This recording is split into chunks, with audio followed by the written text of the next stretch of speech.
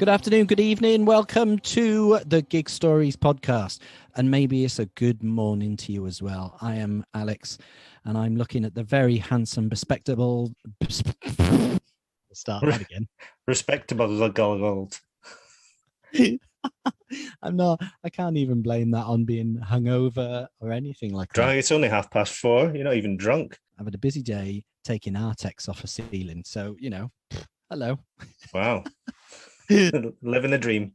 Opposite me is Chris. Hey. Hi, Chris, with your glasses.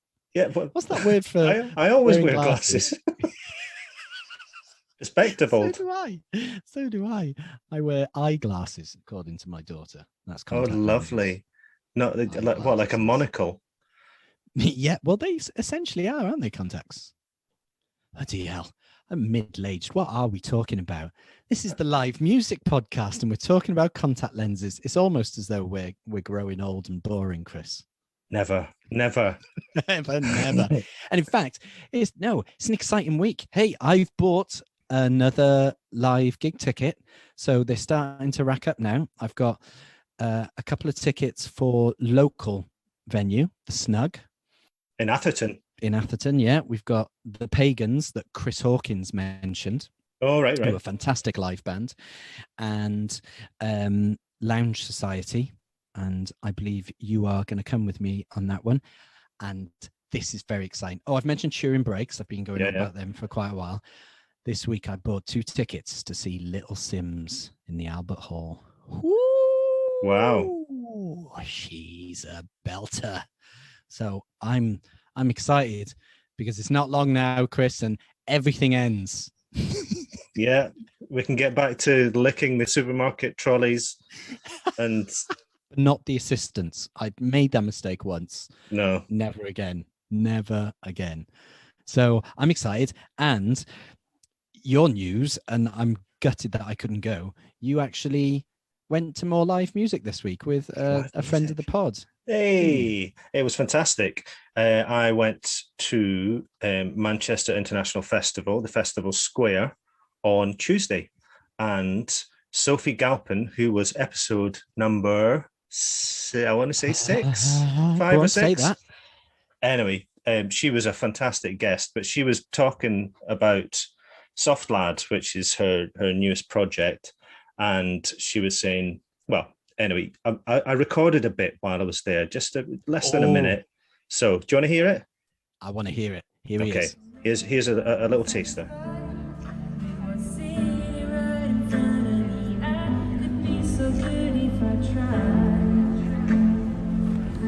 I'm at Manchester International Festival, and this is Sophie Galpin, Soft Lad, or at Soft Lad Bangers. She's nailing it, absolutely nailing it. The sun's out, there's a decent crowd, and yeah, she said that Soft Lad project was worth waiting for, and it absolutely is. So yeah, check it out.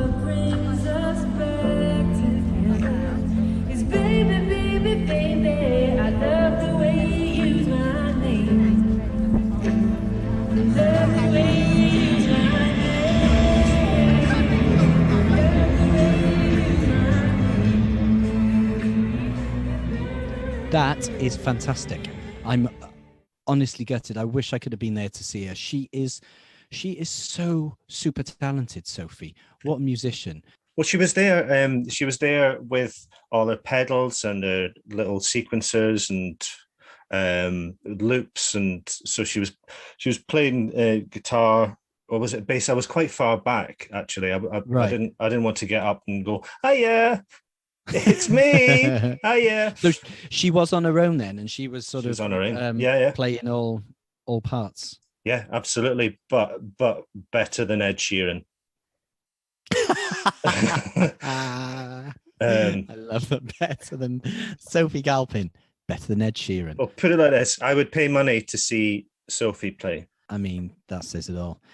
I think that girl's going to have another busy year, isn't she? I think another busy year. Last year was off, but self-esteem absolutely flying, and rightly so. She's amazing.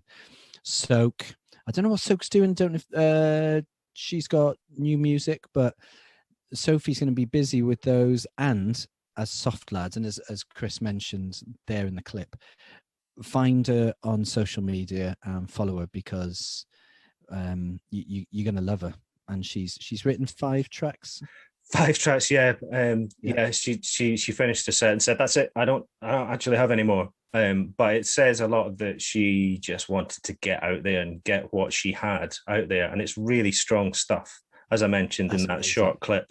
Really good. So if you follow her on Instagram and Twitter, I'm not sure if she's on Facebook, but at Soft Lad Bangers, which is a great Twitter handle. Soft Lad Bangers. She's class. Amazing woman. Amazing woman. So in fact, speaking of amazing women, Christopher, we've got one on the episode today. Wow, that was seamless. Wow. Didn't see that coming, did you? No. No. And it's why they pay me the no bucks. Yeah, that's why you're ripping Artex off ceilings. Hey, they won't let me back in the TV studio. It's got nothing to do with COVID. No, it's just probably for the best, though, isn't it? For everyone. For everyone concerned.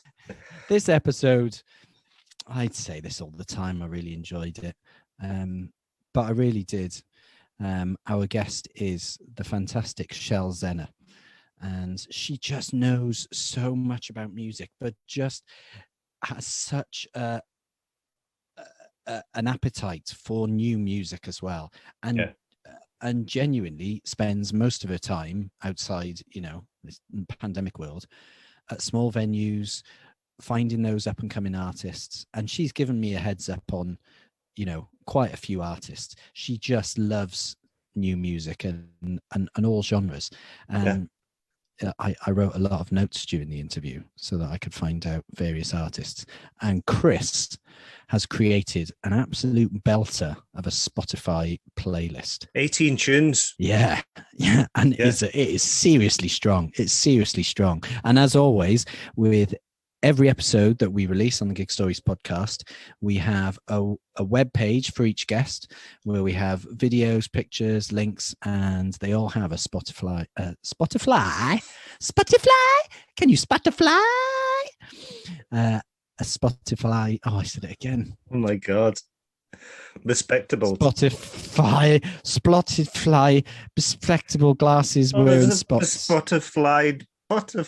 Oh God. Shall we start the episode, Alex? I'll put you out of your misery. Here's Shell Zenner. Enjoy. Help me.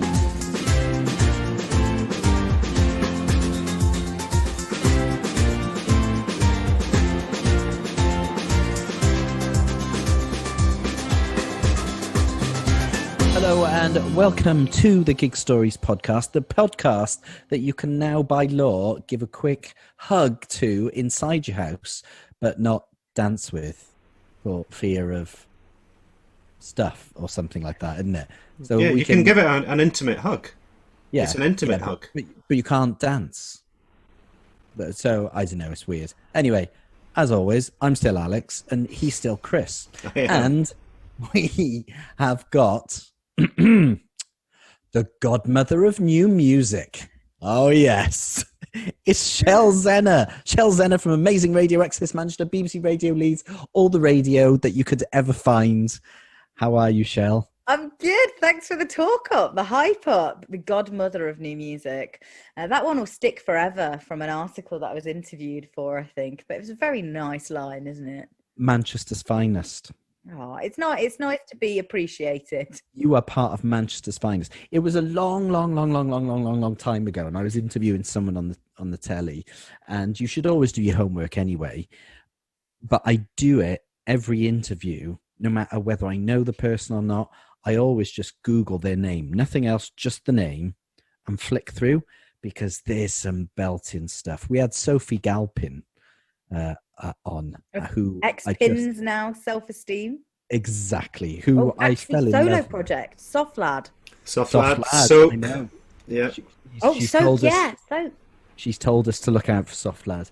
And I Googled her name and we spent 20 minutes of the podcast, didn't we, Chris, talking about this website where Sophie was rated on various things. She was like Northampton's 361st most famous person or something, and then it was absolutely brilliant. And when I put in Shell Zenner, it came up with Pachang, the godmother of new music. If Shell Zenner doesn't know the band, then they're not worth knowing, or they've only ever played to their mother. Love it. Dave Haslam, I was once on the same radio station as Dave. We used to both be on a station called Beat Wolf alongside Mike Joyce of the Smiths and 808 State. Right. And Dave Haslam turned around and he was like, yeah, my aim for this week is to discover a band that Shell Zenner has covered. Did he? Did he manage it? We need to ask him. It's been a few years. I mean, maybe, but maybe not. At the same time, he's a busy man writing books, isn't he? Right. We're going to ask him. We're going to ask him because Chris Hawkins says something similar about Steve Lamacq. So on Six Music, it's all about beating Lamacq to the punch, isn't it? So you are the Steve Lamacq of the North, aren't you? I have to say, I have actually beaten Steve Lamacq a number of times. Yes. Get in. I mean, he's probably beaten me a lot more times, but there's one that stands out in my mind, actually, a band that I love called the Goa Express, and I've supported them. I think I interviewed them for the first time like 5 or 6 years ago outside the Golden Lion in Todmorden, and then all of a sudden they started uploading to BBC Introducing, and they weren't getting played in the area they were uploading. I know that you from the Burnley / kind of Yorkshire, upload to West Yorkshire, we'll have you in session. So we got them in, we were playing their song, started playing the song straight away, got them booked in for session. They did a wonderful session for us. And then about 2 days later, I think it was on the Tuesday, I was driving back home from my parents and listening to Six Music. And all of a sudden, Stephen Mack was like, oh, I'm going to play you this great new tune from this great new band called the Goa Express. And I was like, pulled over, got my phone out, started texting him, like tweeting him saying, Steve, we had them in session at BBC Intro WI on Saturday. Amazing. You can listen back via the website, the clips page. Good on you. Anyway, he shouted it out and I was like, yeah. Yes. Go Express. Great guys, great music. So Chris, unless you've read this article, in this article, whoever it was that interviewed you, and I'm sorry I don't have the name, and if that person is randomly listening, great interview. They did say that within just a few minutes of interviewing Shell, they'd already filled their notepad with a load of band and artist names. And I feel like as soon as we hang up on this call, we're gonna have to listen straight back through and think, right? Yeah, because you know, for every episode we do a playlist, and if it's a musician if it's a musician, then it'll be their music. But if it's a music fan, a punter, or a DJ or a journalist or whatever, then it'll be bands and performances that they've mentioned, because we also do clips like YouTube clips and all that kind of stuff. And some of them have been dun, dun, dun, dun, dun, dun. You've got to you're halfway through the pod and they've mentioned 20 different tunes. So these playlists are getting massive. So I've got a funny feeling this is going to be one of those. Yeah. And sod the listeners, sod you lot listening. This would be for my personal use. I'm like, right, if Shell says it, I need to listen to them. In fact, lockdown, this is a nice way of talking about lockdown. Shell and I very much love BBC's The Rap Game. Rap Game UK. Rap Game UK with DJ Target. Shell Zenner and Alex Winters. That would be a lineup, wouldn't it? Yeah. I mean, I love that. Now this is out of Chris's comfort zone. This, and he's educated me on jazz, and I'm going to try and educate Chris on rap and hip hop. But it was nice. It was nice to have that contact with you, Shell, as we each week would anticipate a new episode of the Rap Game, and of course, yeah. Your boy from Leeds, Graft, won. Woo! You see, the story there is I actually asked Graf to enter Rap Game UK. I don't know if you knew that, but Brilliant. obviously I work at the Why BBC. did you not tell me that? I didn't. It just never came up, did it? But yeah, they basically tell us, because obviously at BBC staff working for BBC Introducing, they're like, if there's anyone you think, we're especially looking for artists on this patch. And I know that the Intro Manchester team had asked Lady Ice and suggested Lady Ice the year before, and Lady Ice had obviously done really well. But when they said we're looking for artists from Yorkshire, and I was like, Graft, man, you need to. You know what? I could talk for hours about Graft, but he's just such a spirited person. He's, that pure energy that you see, and the good vibes, and the fact that he's talking about things that really matter, and he's very respectful about how he talks about, women and Yes. really heavy subject matter. That's purely Graft. That is just truly him. And I remember talking on a panel alongside him for an organization called Ditto, which was in Yorkshire, giving advice to artists and stuff. And it was like they were asking Graft about his management, and he was like, I don't have any management. But he was just smart enough to have an email address that looked like he got management, because he's hustling on his own, trying to look as professional as he can. And I was like, this is just pure Graft. And that is why, I said to him, if you need to do this, you need to do. And he's like, yeah, someone's been in touch with me about it. I do need to do it, but I'm not sure because I don't want to be signed. And I was like, don't worry about being signed. It's not going to tie you down forever. And you might not win it, but you will get opportunities from it if you get in there. And he was like, yeah, okay, I'm going to think about it. And now, because he's won it, I know there's another couple that we've been talking to for the next series that I've been like, come on, make sure you apply. So, you know what's great about it? I could go on for ages, and I promise I won't. But you know what? It feels like in the North, we have to try 3 times as hard to get heard, especially by some stations that are very London-centric. And, they put a lot of London artists on air. So the beauty of Graft is obviously Graft getting these massive opportunities, but also it's shining a light on other artists in the area that are working just as hard and are just as great. And I really hope that makes a difference. And, Rap Game is a bit of a specialized niche, but I love it, and it's very pure. Love it. And I wish more people would take an interest and check it out, because it's up on iPlayer now and you can watch it for free. So yeah, I've said to Chris, it's worthwhile watching, because it is good just seeing what is on sort of street level, what is going on in the clubs and behind closed doors in places that I, as a 44-year-old bloke, I'm not going to be privy to. And there were genuine goosebump moments in that series for me, especially with Graft. Walk away and I come right back. Oh, I just love it. Honestly, it's gripping. It is really gripping, especially when they get proper opportunities like performing with an orchestra, which takes the lyricism to the next level, because it just makes it all that more intense. And yeah, that moment with Graft and the orchestra was just everyone. That was no spoilers. Oh, okay, yeah.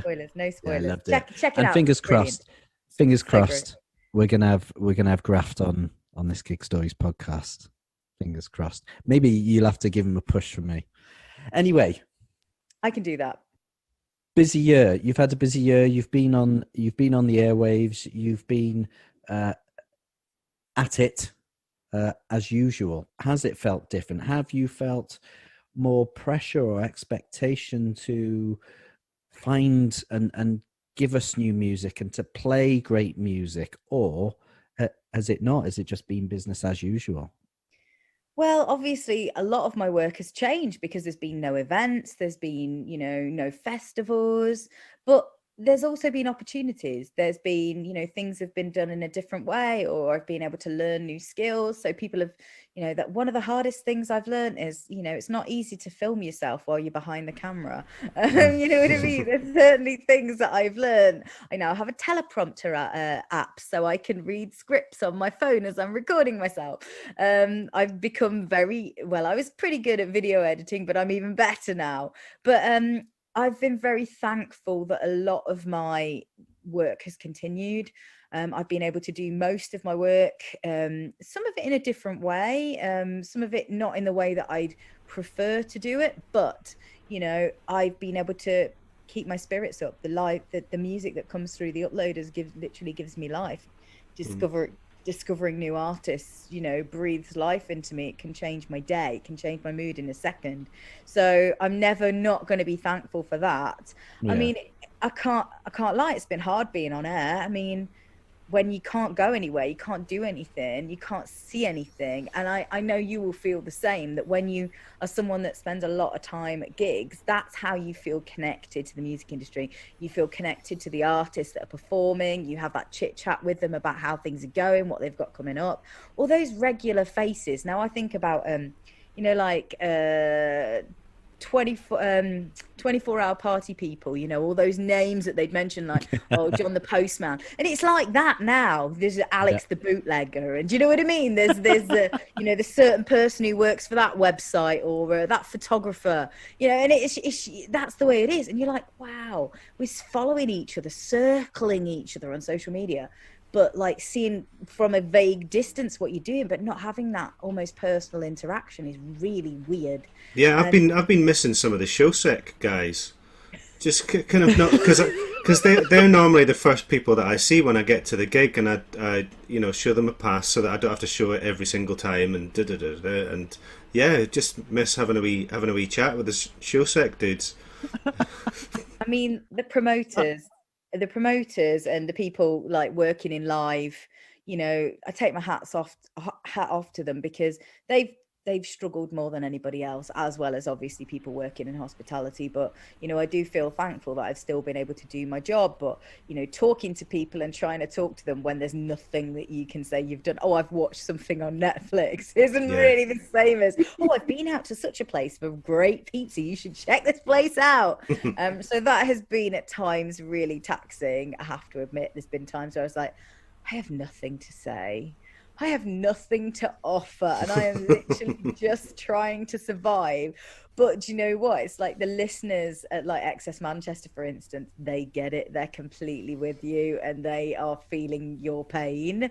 Whereas the listeners are amazing. Anyone that listens for 2 hours of new music, like full on new uploads, is hardcore anyway, and is there for the discovery. So if you are shedding any light on artists, and the beautiful thing about Amazing is we can play artists from all over the world. So like 1 minute I'll be playing you a sun-drenched psych track from Brisbane, Australia, and the next time it'll be some techno from Russia or something, you know what I mean? Love it. And it's that seg that is just an absolute beautiful moment. So you know, I've still been able to do that. In fact, because Amazing has expanded into the States, we've had more uploads than ever before. So we've gone from listening to about 350 a week to listening to 650 a week. And then I'm listening to probably 200 a week for BBC Introducing. And then obviously doing my work for XS. And obviously I do other stuff as well. So it's like, there's a lot of listening, but I wouldn't have it any other way, really. So you've had loads of music around you, I mean, constantly. But, God, how much have you missed the live scene there? Has it been driving you absolutely nuts? Have you managed to get by on the music that you have anyway? Yeah, I mean, I've been to one gig. I took the dog. I got a puppy, and I took her to a gig that was outdoor in Halifax. And she got to meet the Lounge Society, and she got to meet the Orioles, and she got to meet a new up-and-coming band from the Hebden Bridge area, who I think will be quite good when they, you know, mature a little bit. They're very young at the moment. Hang on, so, when was this? When was this gig? It was like the end of last summer. It rained, typically Yorkshire style, but yeah, you know, it was just a little Greyston Unity gig, and I was like, yeah, why not? Nico's old enough to go out now. Let's just go and stand outside and watch a couple of bands, and we did. And you know, it was an hour's drive there and back, but I often do that for live music. The fact that it was outdoor and it was free, and not that the money wouldn't come into it. I'd pay to obviously go to a gig, but it was just the fact that it was happening and I wasn't at work. But yeah, I wish there had been a bit more like that. Do you know what your first gig? I mean, I know none of us know exactly when these are going to be, but have you got tickets for any particular gig at the moment? I've got tickets for a couple of all-dayers. I know I'm DJing 2 or 3 events. should they be announced. A couple of them are already out there. Manchester Psych Festival I'm going to be DJing at, which I regularly Yes, it's DJ a great at. I festival. love. That. Great festival, and really kind of, under marketed.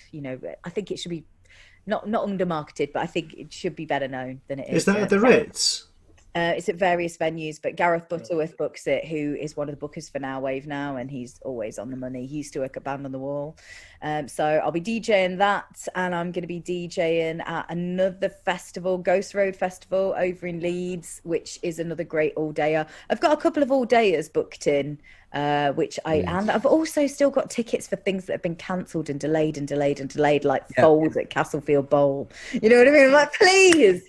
Foals, I know. Come on, Foals, just play. Well, that was going to be the first gig that I was going to take my son to, because everything we're going to be supporting, and I wanted Gabe to see them. But yeah, I don't know. Has that been rescheduled? Because the Castlefield Bowl for this year is not involving Foals, I don't think. I think it has been. Yeah. I think they've said it's been delayed, postponed type thing, but next year, I think. I think it's next year. Yeah, they've now got a few others in September. Yes, that they've apparently got going ahead with various people playing, including, I think Hacienda Classical is on there as well. But I think is it Snow Patrol, and it's all gone out of my mind. I've got a few tickets on my Dice app, but I would need to reinstall it and have a look. I think we discussed it. We got Kaiser Chiefs as well, I think. Ah, right, yeah, probably, yeah.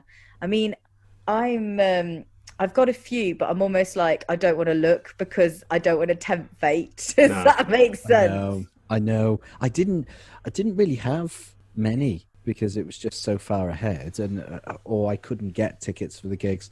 So I currently hold my ticket. I've said this lots, but I currently hold my tickets for Turin Breaks at Manchester Cathedral in October, and I'm just praying that it happens. I'd go and see anyone. Like, I'd go and see Chris playing his saxophone in my back garden, in his back garden. It'll cost you. I know. £5 he charges, Shell. £5. A note. £5 a note. Exactly. I mean, most of the gigs I enjoy the most these days are actually quite small emerging artists. So it's not like they're ever like, oh, it's sold out now. I'm just quite flexible, because when people get to a certain size and the venues get so big, you lose that personal kind of experience. And I prefer to see people in really small venues. Have you gotten into some new artists through lockdown that you've not yet seen live and that you're really looking forward to seeing live? Massively, always. I mean, come on. I had the pleasure of seeing people like Yard Act and Lounge Society before we went into lockdown, but people like Bored at My Grandma's House, absolutely amazing. I can't wait to see Amber perform live. Bored at My Grandma's House. Bored at My Grandma's House. Yeah, she's amazing. Honestly, so good. She's from Leeds, originally from Cumbria, but yeah, living in Leeds at the minute. And she's just got this sweet voice, this kind of gazy aesthetic that you'll probably really like if you're into things like, I don't know, a bit hard to say. It's not really Sonic Youthy, I wouldn't say, but yeah, if you love your gaze, you'll like it a lot. Yes. Yeah.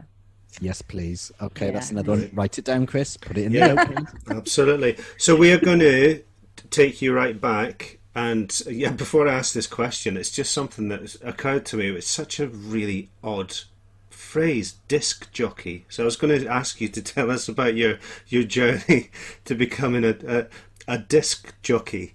And then I just thought, wow, a jockey of discs. So, how did you get into jockeying discs? I think actually it's less of the discs these days in any format, isn't it? And just kind of USB sticks or a streaming subscription. USB jockey. I'm not sure that MP3 jockey is the same, is it? No. Hi, Shell Zenner, MP3 jockey.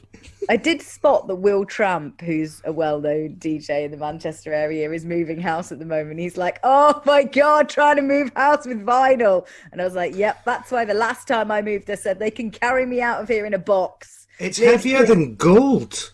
It's heavier than gold. It's unbelievably heavy. I don't know what's in it. Do you know what I mean? Wax, just Wax. plenty of wax. Yeah, that's it. Well, I moved all my MP3s into the garage.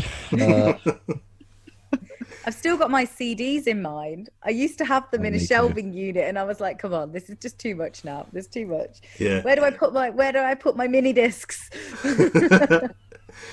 So how did you get on the road to Well, being a DJ and being I a was presenter? I think I was always really obsessed with music, and when I used to live in London, and that was like pre well, it wasn't pre-internet, but it's pre-social media, and I used to go on irk chat rooms to talk about music, and I was one of the early Libertines fan that would be on the libertines.org forum, which is hilarious because libertines.org, I look at the people that like were on that forum back in the day, and one of them is presenting on Beats. And one of them is like one of the marketing managers of Band on the Wall. It's really, really funny, honestly. No way. No, they're just it was just a hardcore fan forum that would talk about the Libertines and then other musicians and other, like, you know, other breaking artists before really social media became a thing. So I was always active in going to gigs, talking to people about gigs. I was living in London. I knew nobody. I was working in a very male dominated technical job in engineering, and I used to just go to Shepherd's Bush Empire on the weekend and go to gigs throughout the week on my own. And then eventually I moved to Manchester. I got a job opportunity and I was like, right, I want to move north. Where do I go? I got a job in York and a job in Manchester, and obviously the music brought me to Manchester. And I just started reviewing gigs for a website, you know, like, you know, we'll get you some guest list, you write us a few words. Sounds good. Brilliant. So I did that for a while, started doing some reviewing. I was reviewing singles for a magazine called Chimp Magazine. Do you remember that? Yeah. Manchester. Yeah.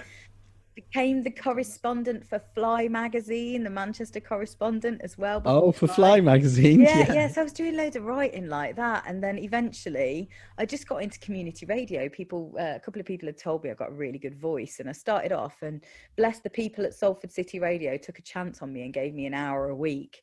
So I basically am all self-taught. I got my show, and I played all the classics that I loved in the first week, and then I was bored. So the second week I wanted to start playing new music. So I was just legally downloading things from iTunes, like literally paying the, what was it, 79p at the time per track, downloading them and then playing them on radio.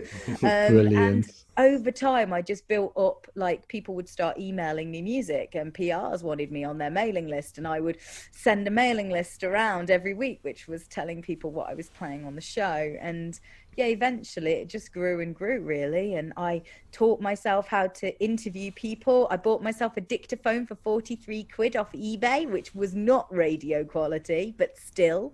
And the first person they let me loose DJing was the drummer out of the Temper Trap while they were riding high after Sweet Disposition. No way. God bless Toby. He was very tolerant. So I basically self-taught myself how to interview people and edit the interviews using some software, which I still use to this day, actually, just a more modern version of Adobe Audition. But yeah, I did that for a few years. I ended up then going to work for Bolton FM. And eventually, Amazing Radio just kept nicking my ideas. They would see me interviewing people, then a couple of weeks later, they'd appear in session on Amazing Radio. So I think at the end of the day, they just had to admit defeat, and they offered me a show. And next year, I'll have been on Amazing Radio for a decade. So wow, yeah, what? That's pretty mind-blowing for me. So yeah, it started off, I'm all self-taught, I'm all self-propelled. You're not old enough, Shell. I am. I really am. I've been in radio for, what, 13 years now. And I only started when I was 30. So, you know, that's the way it is. I've just kept pushing myself forward and teaching myself. And the last 5 years I've worked at the BBC, but obviously I had pretty much all my editing skills and interviewing skills and production skills before that. But yeah, now I do a range of stuff, producing, presenting, curating, assessing funding applications for people like PRS and PPL, and help musicians, judging awards. I did the Northwest Music Awards recently. I'm going to be one of the judges on the AIM Awards in the next couple of weeks, which I'm very excited about.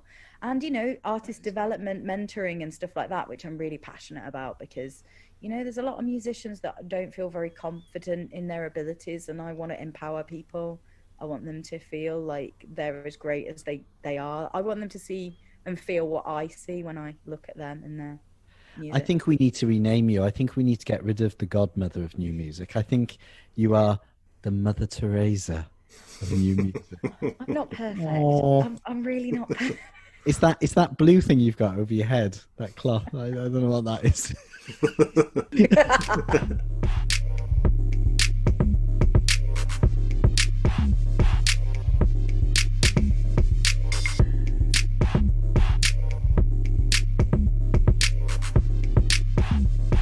What was your first live gig?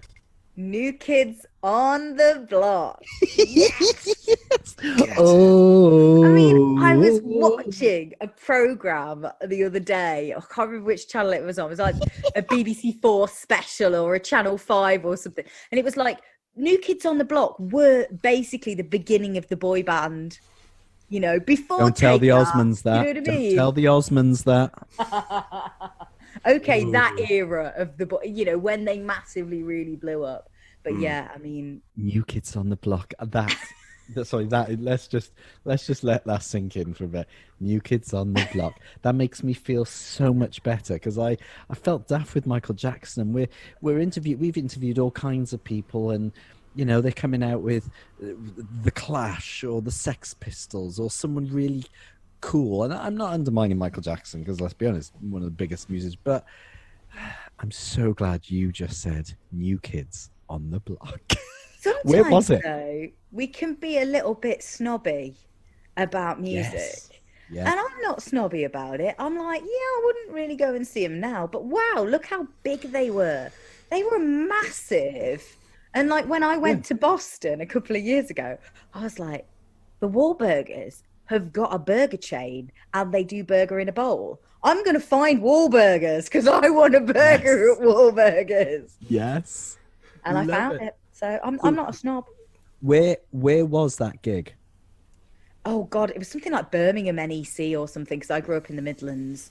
So there was I was clearly a teenager then. I think my mum went with me and my cousins and some of my aunties. So it was like a real family affair, kind of like, here's a Christmas present. You like this band? And I remember one of my cousins being a massive Take That fan after that.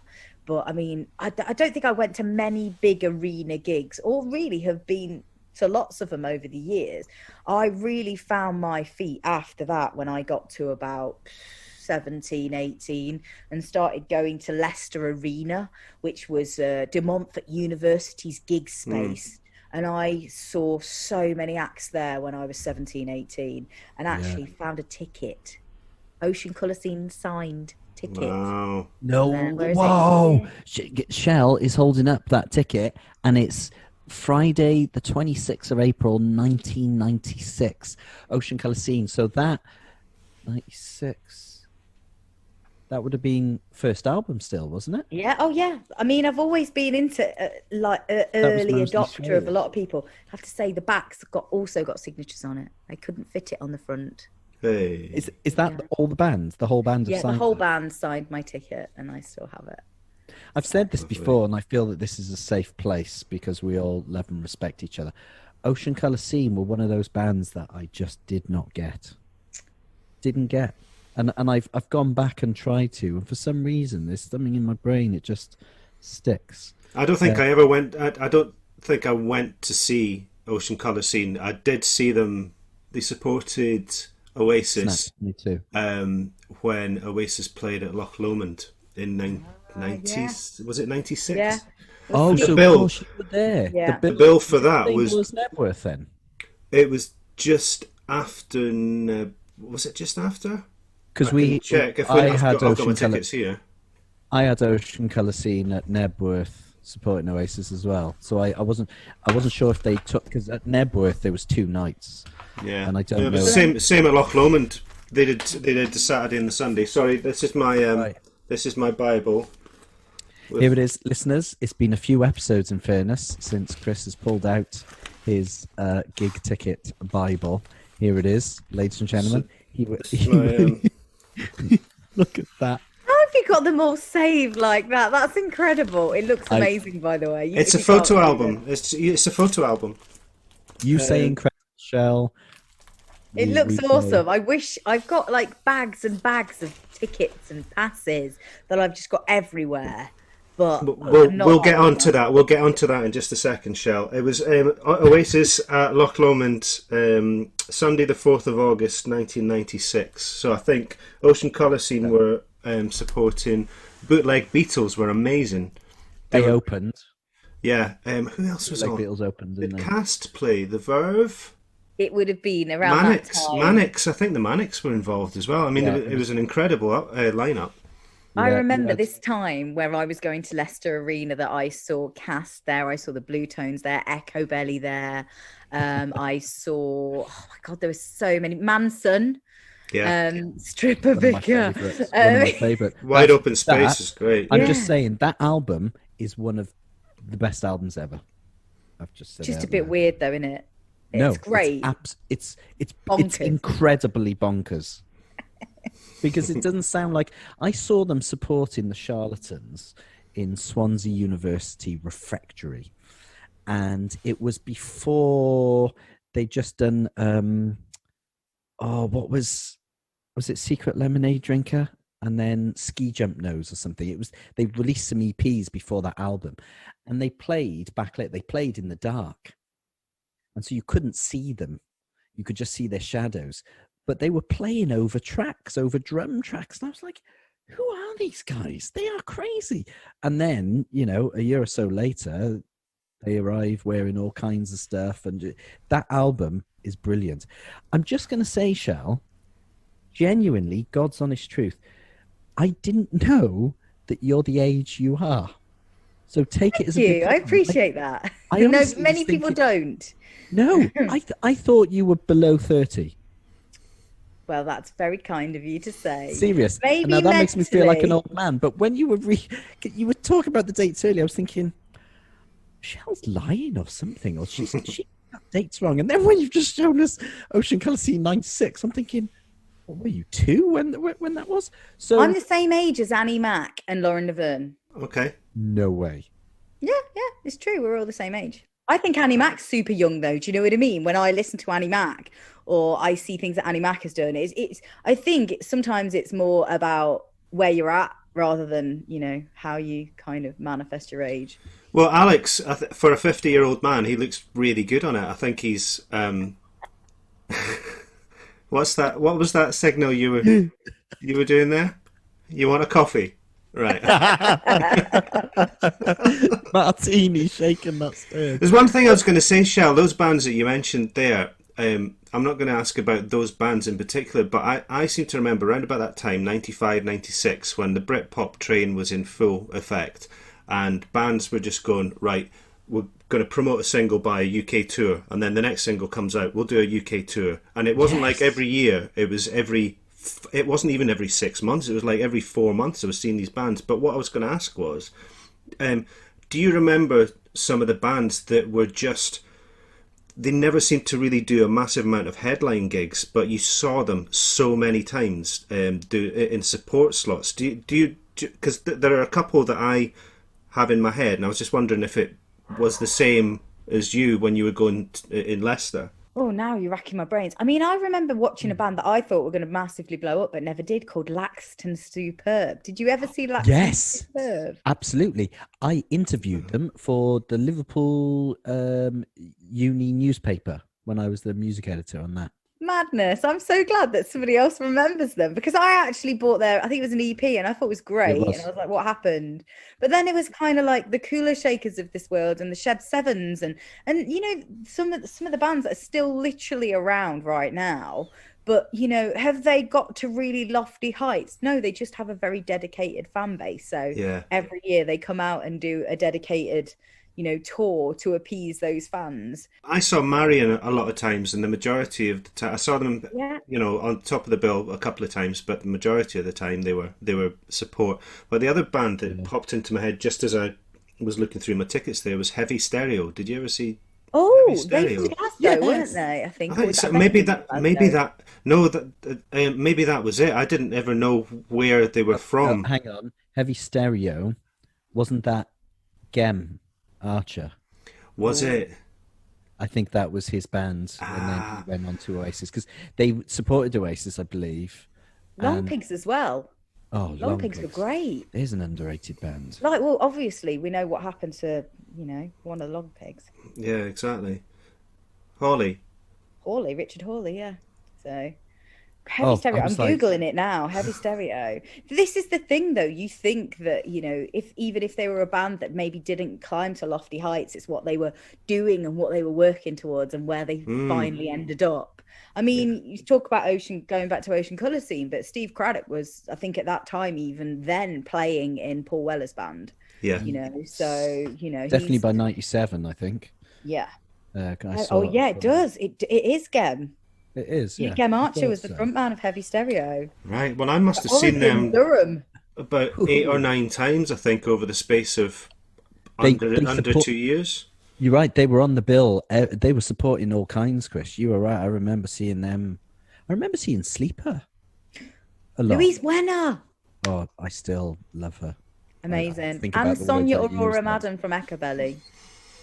Oh, She's Yeah. still a beating heart. and Still my band. Still my band. Mickey from Lush. Lush were a great band. I love Space. Yeah. Space. Now, Space were bonkers. Still are. Still are. Yeah. Absolutely mad as a I've, packet of I frogs. photographed them at the Ritz about 2-3 years ago, and what's the what was the duet? What was the duet? Oh, The what, him female of with the Keris? species. The one with Keris Matthews. Keris Matthews. And then they're drunkenly breaking up, essentially. Yes. Well, he had this kind of mannequin, but it was like this alien The green Ballad of mannequin. Tom Jones. Ballad of Ballad of Tom Tom Jones. Jones. That was it. And he had this kind of mannequin, this green mannequin that he was dancing with and then throwing around the stage. It was really odd. That is brilliant. But they were Tom Jones, they were Tom cracking. Jones. Yeah, they were cracking those space. They 2 or 3 years ago, they were really doing it. I mean, I don't know how I- because they were fueled. I feel like we are sat in the pub just having chat. This is brilliant. So I'm just Oh, we're on a podcast. We're doing a podcast. I love this. This is brilliant. What is that Ocean Colour Scene ticket? Is that the earliest gig ticket you have? I think, well, with to hand for sure. I think of the gig tickets I would have, this era of me going to De Montfort Uni in Leicester was definitely that era.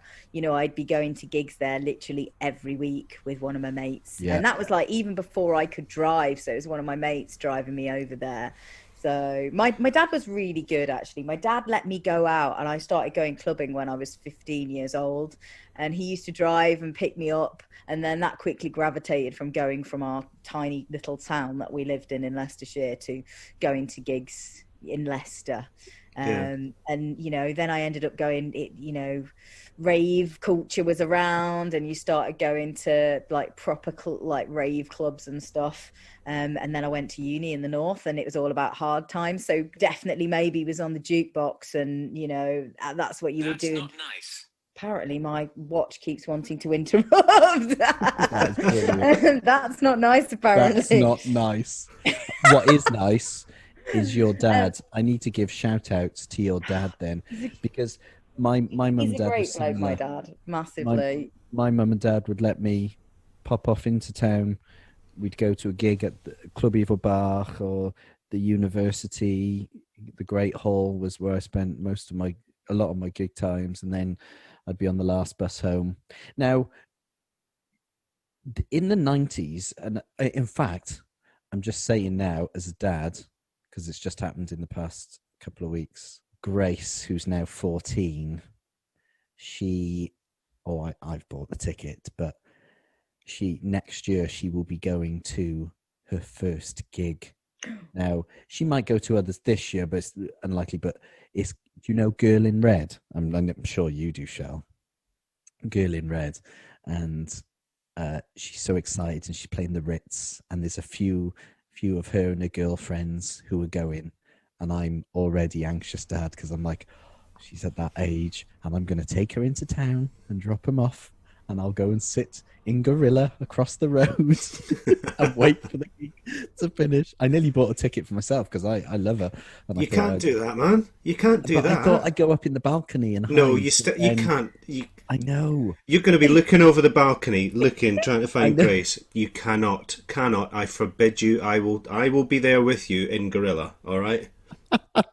She would be paranoid, and she wouldn't enjoy it the same way. I know. You were in the building. But... I think it's a real strength of character to have that trust in your child, and also being able to read the personality of your child and know that they're not stupid. Trust them enough to think they're gonna go and enjoy this, but they're not stupid. There was one time I came in at like 4 a.m. When I got a bit older, and I walked in, and my dad was like, just sat there with the Sunday paper drinking a coffee. Shut up.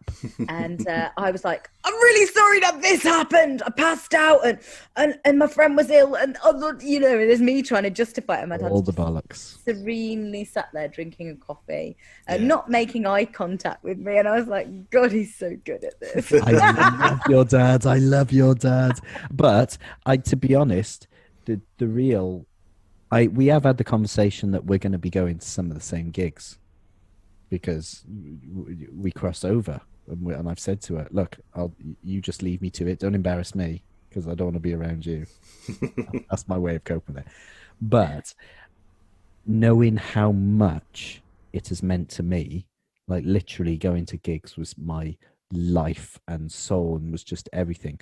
I know how much it meant to me. I want her to have that, if that's going to be her thing. So I absolutely will encourage it. So shout out to all those parents who've done that in the past and continue to do it, because I wouldn't be doing the Gig Stories podcast and talking about my blooming scrapbook of gig tickets otherwise. No, well, luckily my son's only 11, so he's not going to be going for another 8, 9, 10 years probably. You banned him, basically. You can only go to gigs in another city. I'm still going to be picking him up. I'll be colluding with his mum. Carl, kick him out the back gate. I'll pick him up into town with me. Where have you been? I've been with Uncle Alex at a gig. Hilarious thing is, right, my family don't really do a lot of music, but me and my brother bought my dad and my mum tickets to go and see the Eagles a few years ago. Honestly, my dad did nothing but complain that these tickets, how much did they cost you? They were miles away. I couldn't see anything. And then by some miraculous recovery, somebody had left a ticket. There was seats available at the front, so they just offered us to sit at the front. So we ended up in these 400 quid tickets. And I was like, hate you. Really dissing me. I spent 80 quid on them tickets. They weren't cheap, like 80 quid a piece. They weren't cheap. Brilliant. I totally got bashed by my dad. I love it. Just not good enough, is it? Who do they think they are? I love that he moans. I got to take my mum to see the Rolling Stones in Cardiff. It was in what was the Millennium Stadium, and it was for free, because their gig tickets were so expensive. They'd sold out an amount that they will, but then the promoter just papered the house so that they could just fill the top tiers. So I was working at the arena. They were like, how many do you want? I went, 6. They went, okay. So I was like, Mum, we're going to see the Rolling Stones. And it was just... Well, I think they do that at all the massive venues. I mean, I ended up through a mate at the MEN, I still call it the MEN, at the arena, and ended up going to see, getting a phone call and saying, do you want to see Madonna tonight? Like, yeah, all right. Do you want to see, who was it, Bob Dylan? No, I don't want to know the rest. Why have you never told me that? I've shown you the ticket. I have not seen Madonna's ticket. She was my first crush. I'm going to say, that's a weird word to describe it. What, crush? I've never seen Madonna's ticket. I'll be honest, everyone's seen Madonna's ticket, haven't they? You got the book. Saturday the 14th of August 2004. You jammy little. Yeah. That Anyway. would be amazing. You know, when I don't know about you, but I'm like obsessive. So when I go to a new city, so like when I went to Seattle, I had to go on the Stalking Seattle tour to find out, you know, where Mudhoney, Soundgarden, Yes. you know, and Kurt Nevada. Cobain lived. And when Yeah. I went to New York, I did the walking tour of the West Village, and they were like, "That's where Madonna first lived when she lived in New York. Here's the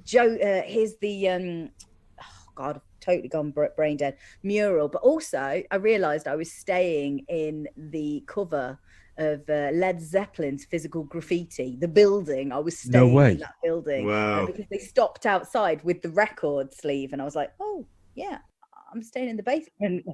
So, you know, strange things like that, and I'm absolutely obsessive about going and Did you go finding to photos now. the Chelsea Hotel? Yeah, I think so. And I also found out about the egg cream because obviously there was a lot of stuff that happened around that area, wasn't there? Yeah, well, there's a great arena documentary. I think is probably Yes. still on iPlayer about the Chelsea Hotel. It's bonkers. It's really great. It is. It's exactly that. It's bonkers, isn't it?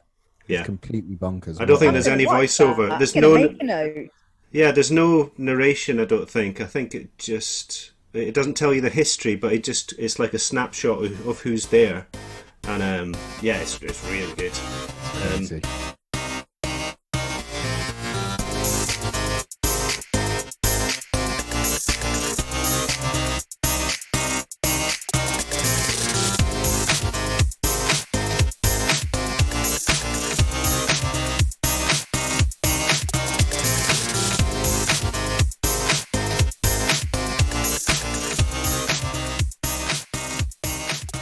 Right, Shell, let's take you to the quick fire round. Quick fire round, yeah. I'll never not laugh at that because it's never quick fire. Okay, these are difficult questions because we're ultimately asking for one answer. We realise that, but it's just a bit of fun. And if your answer's going to be different tomorrow night, that's okay. We'll do the podcast again. Exactly. Your favourite band to see live? Oh, I'm going to say Foles because I always am looking for Yanis to climb up something, and it's always the expect the unexpected. Yeah, I just love them. They're just pure energy. They're the band that I wish I had interviewed on the first album, but at that stage I was a little bit new in my radio music journalism career, and I was a massive fan of the first album, but you know, then you see them, same with Arctic Monkeys as well. I was, you know, watching them at Jabez Clegg, and there was a stage invasion and I was in the photo, and now I was just, I wish I'd done something then, but before they blew up massively. But yeah, Foles will always be my ultimate. Because I just love the energy and the fact that you just don't know what's going to happen next live. Exactly. And they're one of those bands that I'm not sure they've ever played a bad gig. I don't think you could ever see Foles and go, oh, that was bad. And not already, because they've been around forever, I suppose, haven't they? But their set list, no matter what they play, is ridiculous.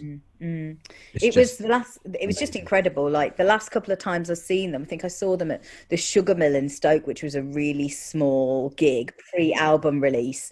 And then the last time I saw them, the most recent time I saw them was at Victoria Warehouse. I mean, I don't think the venue's particularly great sound-wise, but again, Jeremy from Everything was on bass there for them. So it was just such a spectacle as well, the thought that goes into the stage setup. And even then, before that, I think the last time I'd seen them was when they were headlining Leeds Festival for the first time. And I wanted to be there. It was peeing it down. But I was at the front because I wanted to be there to witness this really monstrous event for them, because they've always been the underdog. And then, you know, I love a band that have had to work really hard, but get there. And you just you know, I'm not proud of them because, you know, that you haven't done anything to help, to help them. But you're just like, look at you. You can do it. You know, you can get there. I felt that at the arena. In fact, I took George, and he'd have been 9, I think. So it was 3. It was when Everything supported them at Manchester Arena. In fact, maybe it's longer. Maybe it's 4 years ago. And it was their biggest Manchester date, and or venue today, and I just honestly I felt so chuffed for them. Everything just did their thing, which is always just spectacular. And then Falls came on, and it was the crowd went absolutely mental, because it was, I think, all those people feeling that same, we're so proud of you. We've watched you through all these venues, and now you've made it here. And that was just a great gig. And anyway, this is the quick fire that they round. also support others. Like, look at, like, Jeremy's been playing bass for them, and now they're trying to help Everything who I think really deserve more praise and credits than they have. So I really hope that helps them get to the next level. Totally. I mean, I think at the moment they're my favorite band around. Everything. I just adore the so good their mentality, the way that they're looking for the corners. Do you know what I mean? They're looking for the edges and but still with real heart and passion. Yeah, great. And sounds so unique. No one sounds like Everything. Absolutely. I remember watching them on the NME Radar tour as the opening act in Academy 3. Wow. And that was when Key's Boyfriend was out, and it's just every release is flawless, but that's it. They're not imitating anybody else. They are completely their own sound, and that's what I love about them. So hopefully in time, it's no easy ride for them. When you're at the level that Everything are, you go into a venue and you have to pay for the PA, you want your stage set to look good, but then you need your ticket prices to stay competitive. It's really hard to make money, absolutely. To actually make a living off it. You're probably making a living from, any festival dates that you're being booked for, that you get paid for. And that's what people need to realize, that if you want these artists to continue making music, you want them to, be able to keep performing live, you've got to support them. You've got to buy merch from them. That's it. I was just going to say, buy the merch. Merch stall, get down the back. Exactly. Get down the front, and then go down the back. Get down the back. Yeah. Right, the next one in the quickfire round. Do you remember that? Remember the quickfire round? Remember what that once was? Favourite ever gig? What was your best ever gig?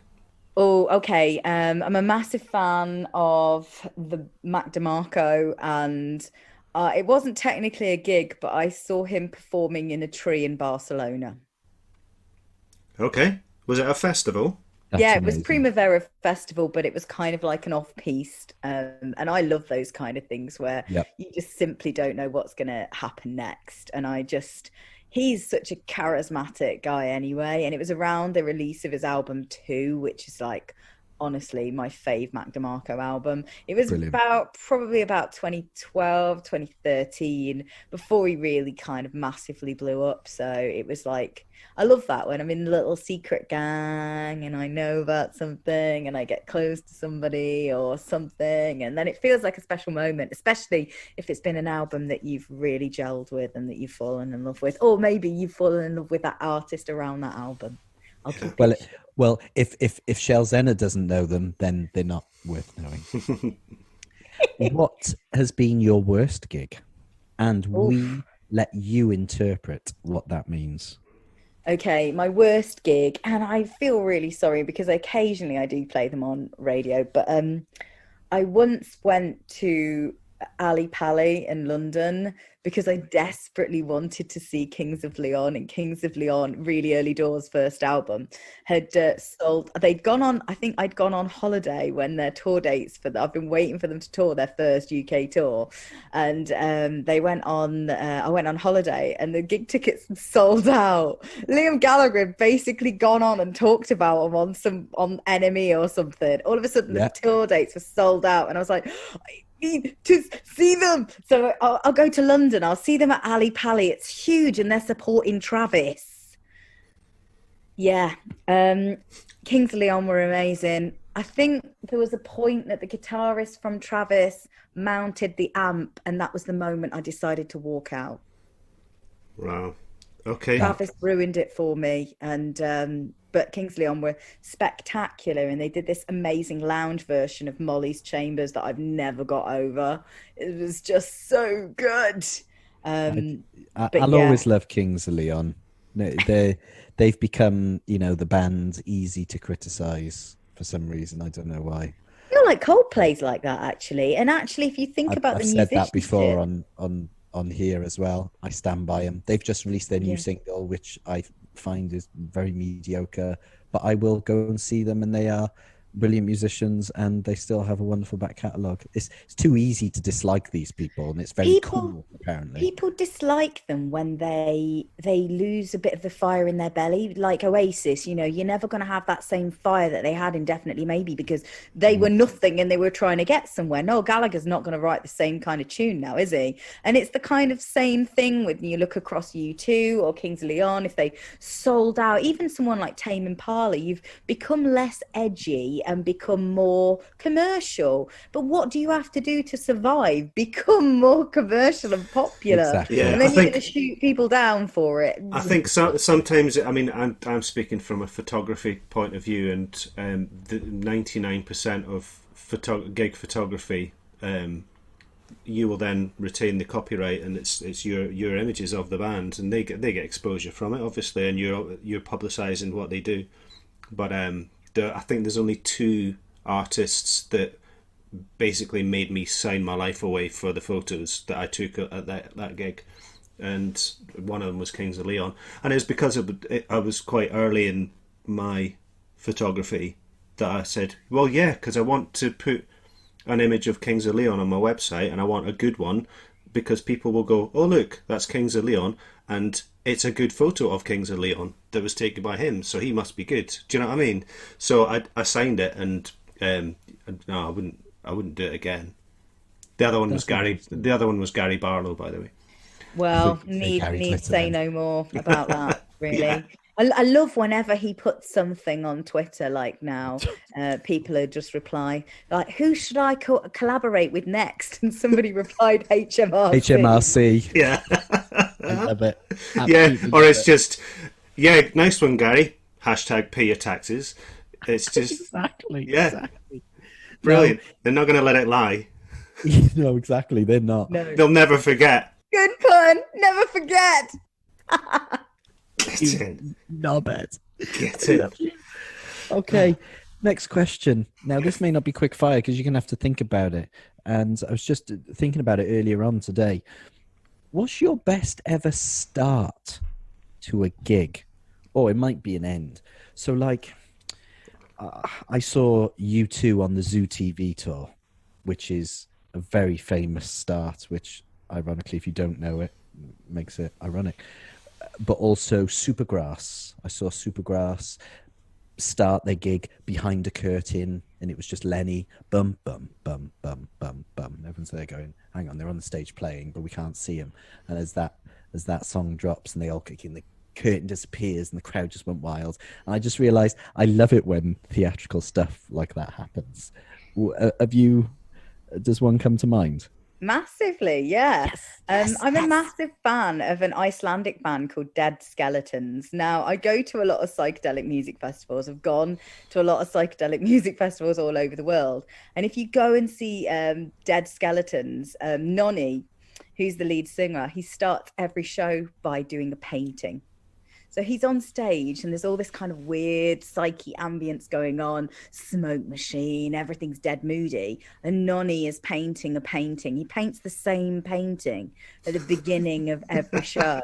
And you can buy it after the show. Honestly, it's amazing. He's an artist and he has a studio in Reykjavik. And actually, you won't, if you're listening, you won't see this. But if you see that waterfall, that's one of Nonny's waterfalls. Oh, really? Oh, fantastic. Gullfoss in Reykjavik that he painted, because is the Dead studio in Reykjavik, which is his little painting hole. But basically what I love about them, they're like a trio, and they got their name actually from Anton Newcomb from the Ryan Jonestown massacre. Oh, right, yeah. Get their name. So they're very kind of like in the same ilk as that, but they always have this mantra called the Dead mantra, trying to remember the exact wording of it. It's because Nonny has what's it called?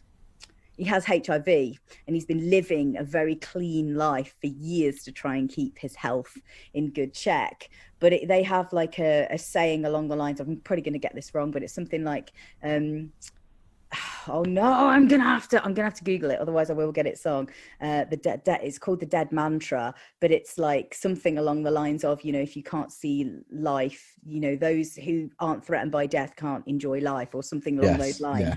But it's very, very good. And anyway, the Dead Mantra is always this painting of this figure. And it's just such a magical experience watching him do this painting, and then going to the merch stand again, making yourself some great creative options to make money off your tour by basically selling merch that you've created at the gig. Imagine being there, watching him do the painting, and then buying the painting, and then having that on your wall, knowing that you were there when he was. Surely that just turns into a punch up at a wedding. Surely, like it's not cheap. Fan? I don't think it's cheap to buy. No, which fan gets to buy that? Surely they're all fighting over it. I'd love to see that merch stall at the end. Honestly, he's a very incredibly friendly person, as well as a very talented person. But that's another one going on the playlist. There is the Dead Mantra. Is a song of theirs, but I will find the mantra. Dead Skeletons out. I thought it was on their art. It's normally on the artwork, which is a skull, but I'm just trying to find it. I've got it. He who fears death cannot enjoy life. Nice. Oh, just the other one. He who fears death cannot enjoy life. I like that. Yeah, and it's like around a skull. You see the bottom black. Yeah. If you're listening, you won't be able to see it. Go and Google it. We'll put it on the website. Yeah, let's put that on the website. Next question is, what's your favourite venue and why? Oh, I would say it's the Brudenell in Leeds. Yes. I love. Do you know what? It's just the nicest space. It's out of town. You always get a parking spot. Nath is Nath's attention to detail is incredible, and he just really does care, from everything to sound to food. You get there early, like I do as a music journalist, to interview people before they've just finished sound check, and Nath's there saying, do you want some of my mum's lasagna she's cooked for the band? And you're like, yeah, I will. It's really nice, by the way, Nath's mum's lasagna. But yeah, it's just an incredible space. And I think what they've done with it over the last few years as well, expanding it with new spaces, it's a really good venue for an all-dayer now as well. Yeah, because it's a social club, isn't it? So it's it has got that real feel. I mean, I've only ever been once, but I absolutely fell in love with it. When I went there, I was doing some photography for Nordoff Robbins, and it was, they have the one-off gigs all over the country at different venues, and Reef were playing there, so I photographed Reef at the Brudenell, and it wasn't really my cup of tea, but the venue, oh my god, it was my perfect size of venue as well, not too tiny, but just the right size. You always get a good view. They sell crisps behind the bar as well as pies. I mean, the only other one I can think of on that level is Hebden Bridge Trades Club, which, you can go and watch someone like Edwyn Collins there, and you're going to have an incredible night. Do you know what I mean? But I mean, I love a lot of the venues in Manchester, and Band on the Wall is closed at the minute, so that probably is why I said somewhere else, because it's being refurbed. But I love Band on the Wall for everything they stand for. And the fact that they really support emerging artists there, like really give people opportunities, and diverse genres like jazz artists, etc. opportunities. Yeah. But I just love the Brudenell's vibe. I just love it, and I always have for me it's like that great day out as well, going over there for a gig, a little adventure, or an all day out. That's a great answer. That is a great answer. Last one in the quickfire round. Who is your favourite live vocalist or performer? Oh, that's a real toughie. I don't know, You've got to answer, otherwise you don't win the prize at the end of the podcast. What's the prize? The podcast goes out. A saxophone lesson with Chris. Actually, it's a saxophone lesson with me. Oh god. I honestly I feel like I don't want to repeat anyone again. I absolutely love Yeah, Edwin Ben. Collins. I've mentioned his name there, so I'd probably say Edwin Oh, what a because gorgeous I man. just, do you know what? It's if you've not read the book that Grace wrote about Edwin's like return to health, they're just the most inspiring people. And Yeah. when I met them and to interview Edwin many years ago at Indie Tracks Festival at the Midland Railway in Butterley in Derbyshire, I just fell in love with them, and we've stayed friends ever since. And whenever they come to Manchester, we give each other a shout, and I go down and see them.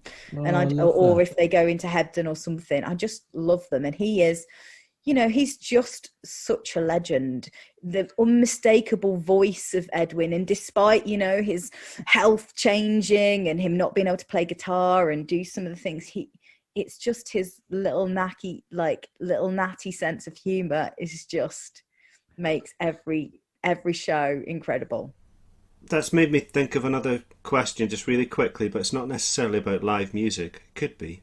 But there are very, very few songs that I will hear and detest, and then over years will grow to absolutely love them. Okay. You know, sometimes I'll kind of like them from the first time I hear them, and then I'll, you know, like them or love them. But there are very few that I will absolutely. I'll turn the radio off, but then years down, and A Girl Like You is one.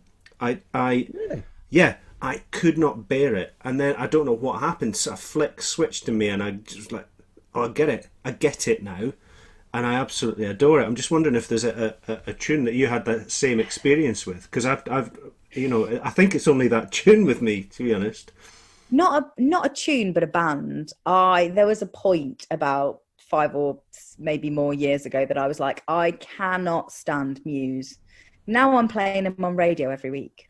And actually, I don't dislike it. I'm like, yeah, I totally understand why people like Muse now. I mean, maybe it's because I'd seen too many clips of these really over the top gigs, you know, with like spacecraft and you know what I mean? And I'm just like, come on, it's really OTT. But actually, you know, I hear some of those tunes now without the visual and all that kind of overblown stuff. I can hear what people really love about Muse, what they love about that energy and that kind of out of this world voice almost, you know. But I'm not saying I'd go and spend a load of money on their merch or anything, but I don't get to the radio and think, oh my God, I've got to take the headphones off. I can't deal with this.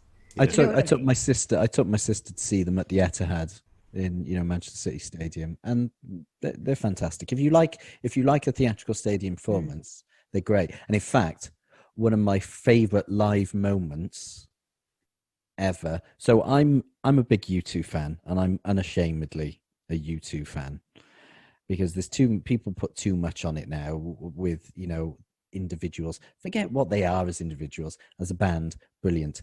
So I was gutted when they had to pull out of headlining Glastonbury. And so Muse played, and being a real geek, I could hear the opening.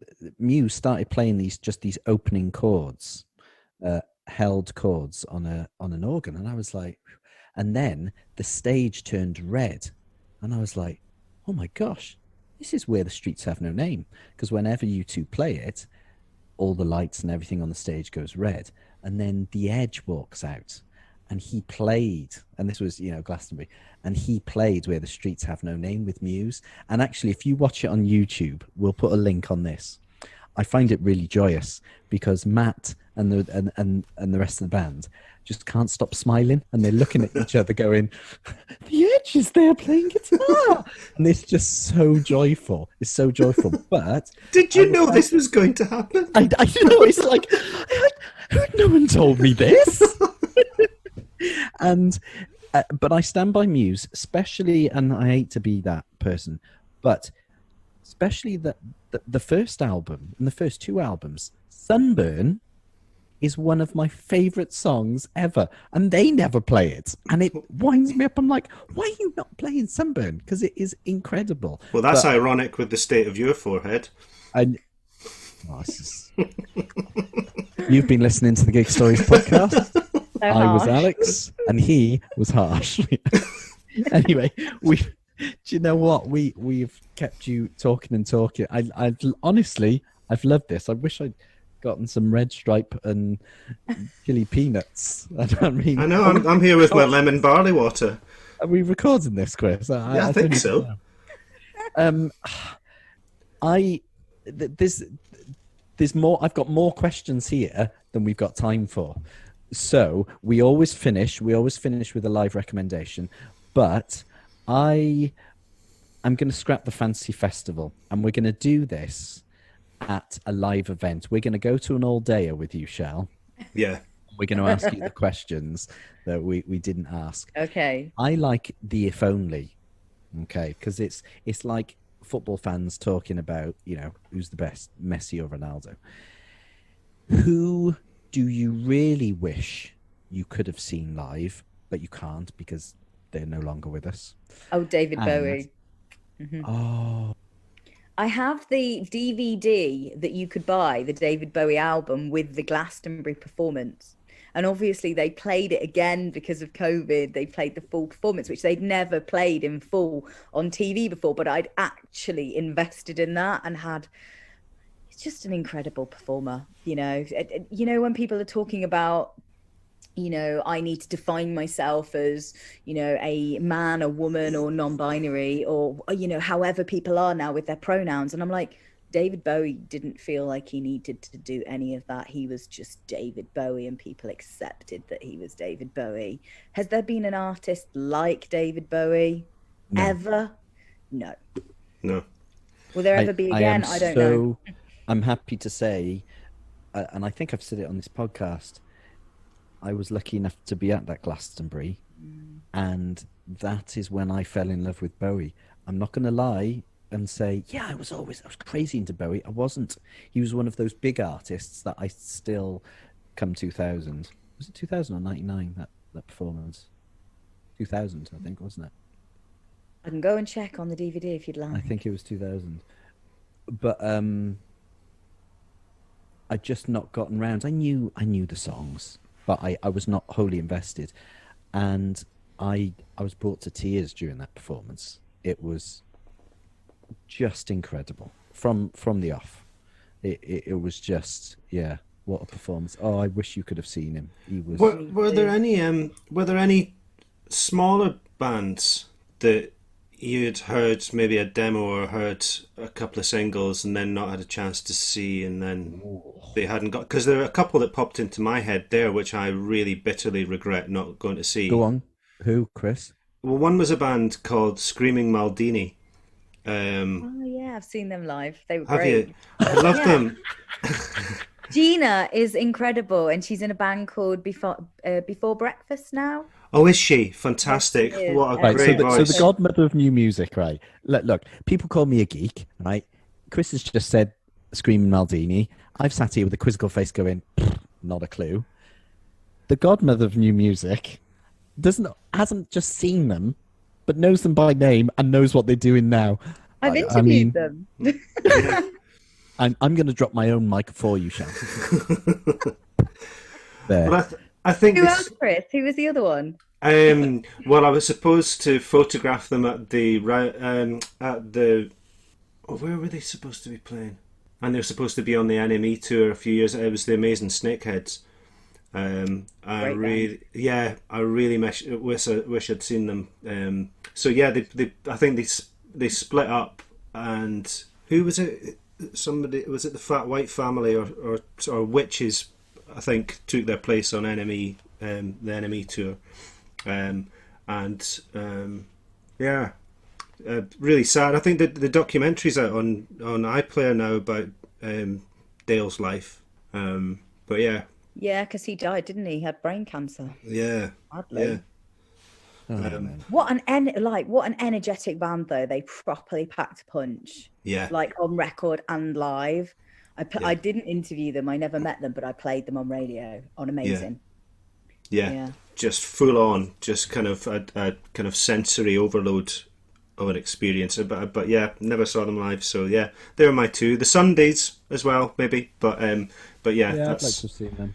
So before we ask you your final question, and you can only choose one, when everything gets back to normal and we can go to gigs, who should Chris and I go and see which act, artist, band do you recommend we go and see live that we possibly haven't? Or that we I would haven't? say because of the vibe that we have had, and that you need a good party, you need a good dance, you need some good vibes from some people that are making great, energetic party music. I would go and see Porridge, Porij. Yes. They are Okay. amazing. We will, like, obviously I've been championing them for a long time. I've interviewed Yeah, I've them a heard couple you. of I've heard you times. talking about them. And we put them forward for Six Music Recommends Day, Recommends Day for introducing. And there was 40 shows that put an artist forward, and there was only 4 artists selected on Six Music. And Porridge were one of them. And then the week after, they released a new single called 150 that was then everywhere. Marianne Hobbs was playing it, Lauren Laverne was playing it, and since then they've dropped a new single, Nobody's Scared. And again, they're very intelligent, but you know what, you just spend a bit of time with them and they're completely infectious. Like, they're just all so incredible, incredibly talented musicians. I did a masterclass last year at the Royal Northern College of Music where they study and they kind of based out of, and you can just see the free spirit around them. It's just incredible. Like, Tom's an incredible jazz drummer. I first met him when he was in a band called Darcy. Tommy Villiers was uploading solo music on Introducing that I was liking and Tom Robinson was liking. And then we met Egg, and Egg is also an incredible photographer as well. She does some amazing artwork and photography for another artist that is wonderful from Manchester called Paige Kennedy. And then Jams is just Jams. But you can just see how it works together, and you watch them live and it is just it's a proper bop. And it's Brilliant. all good vibes. That's what you need, I think, at the minute. Porridge. Right. Porridge. Porridge. The Oat Gang. Brilliant. And then the last it's not really a question, but it's a recommendation. So can you give us a live track or a live album or a live video, maybe something on YouTube or whatever, that is your go-to live piece of music? Again, it takes me back to a time where I fell in love with a band, and it's always like around a record. And I interviewed this band at that time, and it was about, again, like 2012, and they're called Dive, Diiv, and they're out of Brooklyn, New York. Really kind of, the stuff they were doing again was quite gazy, motoric. And they did this performance of a song called Doused, which I love, on Letterman live in the States. And I love this song and I love the whole album. And I just literally, if I get lost in that record, it is just a really happy place for me. But I don't know, there was just something about this performance live where it was literally double speed.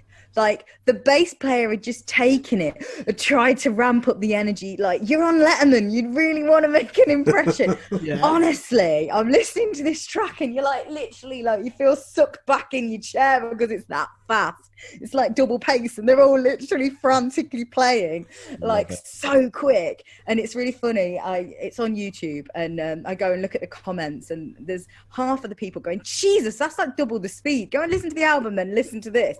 Jeez, like twice as fast. And then there's other people going, like Cole, the lead singer's doing this kind of motion where he steps forward and he steps back, and there's other people going, why does Cole look like he's just desperate to go to the loo?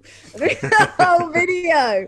And I'm just, I absolutely love it. It's either that, or if I just want generic music stuff, anything that KEXP do in their sessions is absolutely amazing. They always look great. I fell down a Crangbin hole watching their KEXP live set recently, but yeah, both of those are great. But the Dive, it's just amusing to see, when you play a live, how much you come alive, that the song almost jumps out of its skin and is twice as Love fast. it. Well, I think on our website I'll put the original, and I'll put it next to the live on Letterman. Honestly, the tempo change is insane. There's lots of comments on it about BPM, basically. Excellent. It's a fast BPM. Oh, Shell Zenner. Honestly, it's been. I've really, really enjoyed this. Thank you so much. And actually, we're all within a stone's throw of each other up here in Manchester. So hopefully we can do this outside. In fact, we'll do it on that one dayer. We're going to do it on an all-dayer. You're going to choose the place. We're going to go to that all-dayer festival, and we're going to ask you the questions that we didn't get to ask you. Because there are loads of them. Loads of them. And I'd even bought some merch. Look. Oh, sure. Oh, my bit of God. Charlatans t-shirt. This is an Indian rope charlatans t-shirt. How old is that t-shirt? Very old. I had it on the wall in my first house that I bought, and I was about 24 then. So, and I'd had it longer than that. That is in good nick. That is in really good nick. I haven't really really worn nick. it. That's why it was on the wall. Right. But it's a little bit. I think it'd actually fit me now. Actually, pretty all We need right. that But, we need. yeah. Can you send us a picture of that? yeah, of Because course we I need can. to show that to our listeners. Yeah, That's brilliant. I love that. You want to see my Public Enemy t-shirt from like late 80s that I've still got, Ooh, and man. my family are embarrassed when I wear it because it's like a rag. I love it. I love it. Anyway, Shell Zenner, you're an absolute beaut. Thank you so much for introducing me to loads and loads of music.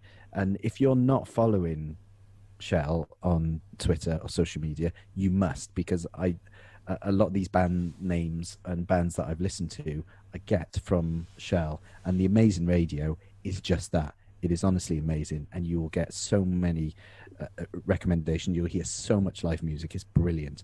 So Shell Zenner, thank you. Thank you. Thank you for having me. Is that in the can?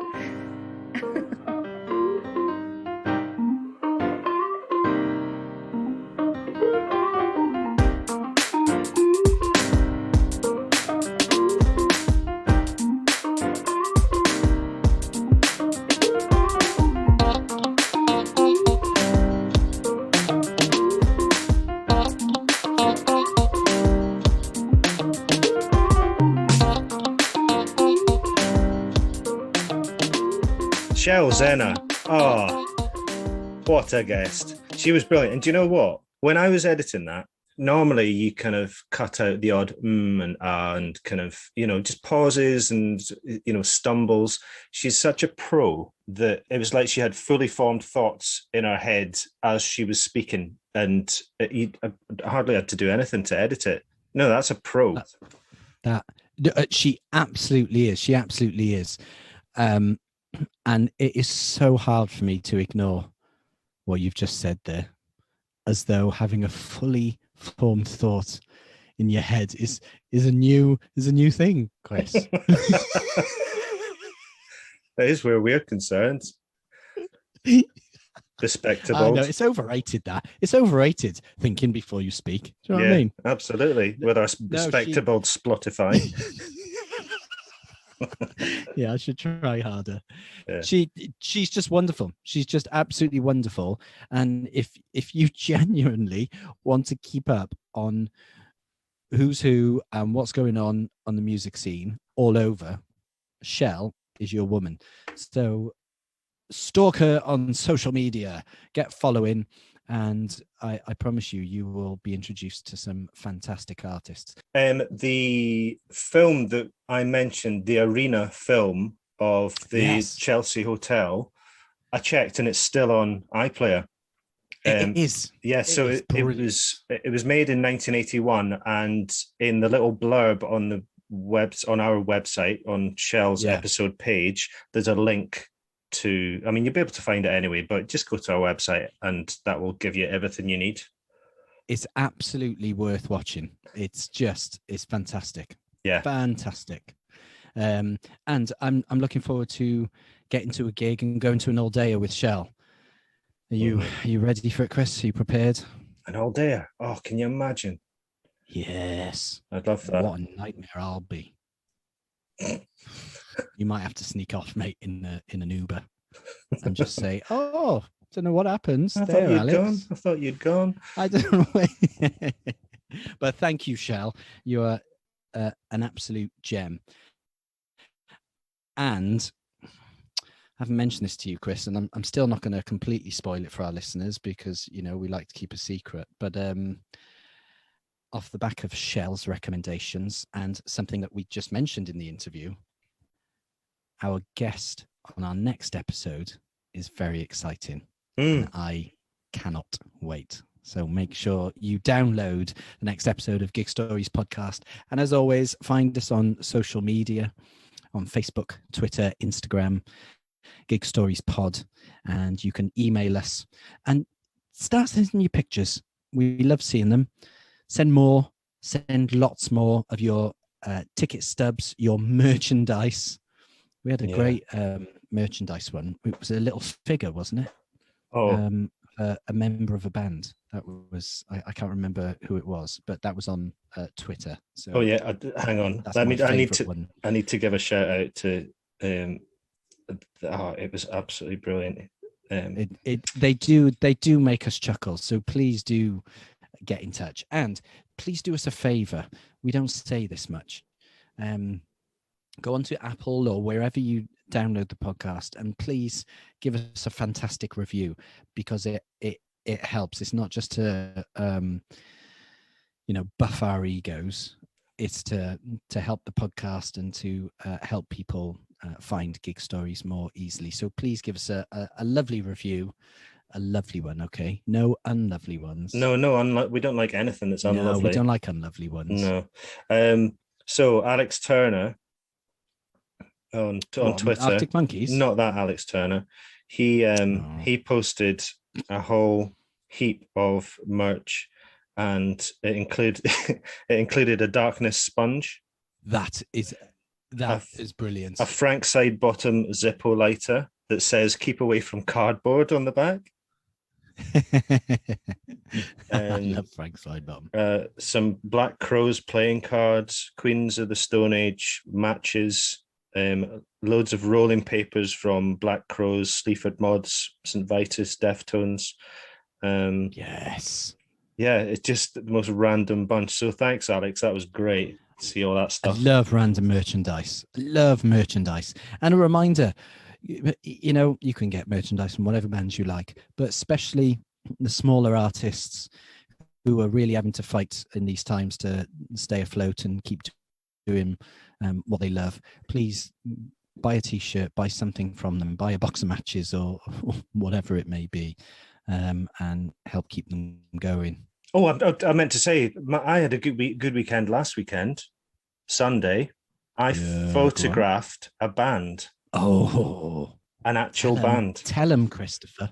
So they've just released, or just about to release, a new single called "A Full Syringe and Memories of You," and it's only the Boo Radleys. He's only shot the bloody Boo Radleys. Yeah.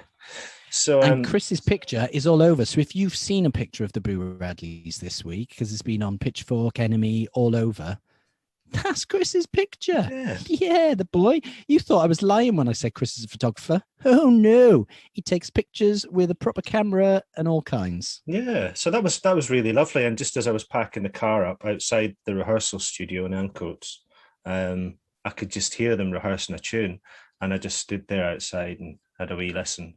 And yeah, they're on form. I love that. They're back. The Boos are back in town. Nice one, Christopher. And I'm going to be off to the Manchester International Festival this weekend, going to see Beatboxer Shlomo and go and take in some sun and some live music. All very safely, of course, I'll be honest.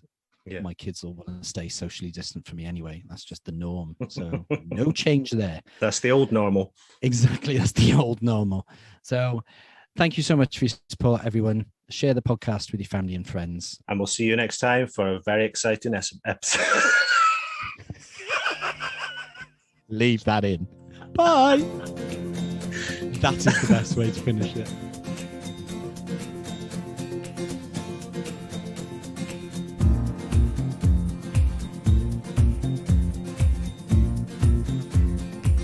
Special thanks to my son Gabe, who created the new incidental music you just heard throughout Shell's episode.